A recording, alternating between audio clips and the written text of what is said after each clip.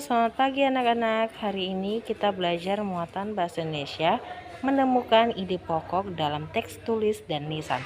Nah, anak-anak ibu simak video ini ya. Masih ingat nggih apa itu ide pokok? Ide pokok adalah sebuah inti permasalahan atau gagasan yang disampaikan baik lisan maupun tulis. Di dalam ide pokok teks tulis, dalam sebuah bacaan biasanya memiliki paragraf. Setiap paragraf ini memiliki ide pokoknya masing-masing. Cobalah untuk membaca teks berikut ini. Kalian bisa stop terlebih dahulu nggih. Lalu kita akan mencari tahu ide pokok di setiap paragrafnya.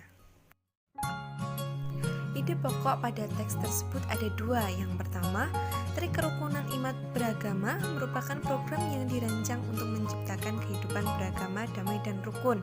Dan di paragraf kedua yaitu Trik Kerukunan Umat Beragama bertujuan agar masyarakat bisa hidup dalam kebersamaan. Ide pokok dalam teks lisan.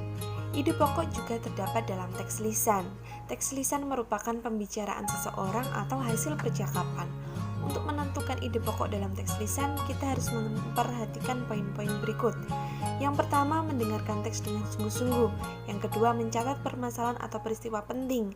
Yang ketiga, menentukan topik dan kalimat utama. Yang keempat, menemukan ide pokok dalam kalimat utama. Sekarang mari kita berlatih untuk mendengarkan teks lisan dan kita temukan ide pokoknya. Dengarkan dengan seksama nggih. Mulai. Indonesia sangat kaya dengan keragaman flora dan fauna.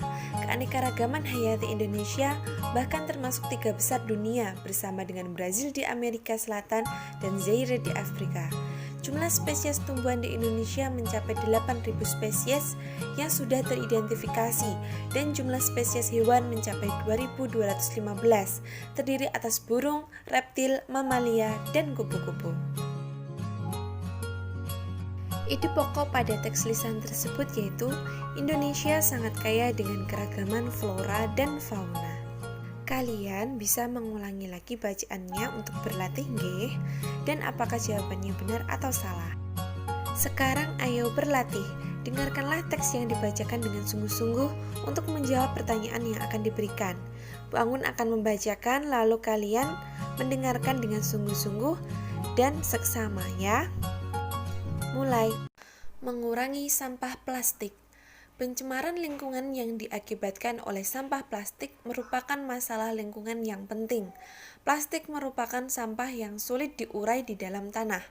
Mari kita bayangkan yang akan terjadi jika sampah plastik terus-menerus kita buang di tanah.